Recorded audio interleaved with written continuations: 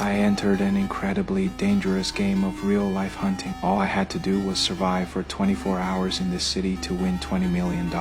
As the prey, I had to dodge 5 hunters hiding among the crowd. If I made it through the 24 hours, the game would end. My name is Dodge. I once had a happy family. My wife was pregnant, about to give birth. I had a successful career as a real estate investor, but life took an unexpected turn. The building I invested in went bankrupt and became an abandoned project. I searched for investors, but no one was willing to help. Worse, I was diagnosed with terminal cancer. That meant my time was running. If I died, my wife and child would be left with nothing but debt. I felt completely hopeless. Then I remembered a business card a nurse had given me at the hospital. Maybe this mysterious company was the only way out. With doubt in my mind, I went to this company. I hoped I could clear my debts and leave my family with a better future before I died. An assistant led me to the boss. He greeted me warmly and expressed sympathy for my situation. Then he asked if I was willing to play a game. If I survived, I'd win $24.5 million.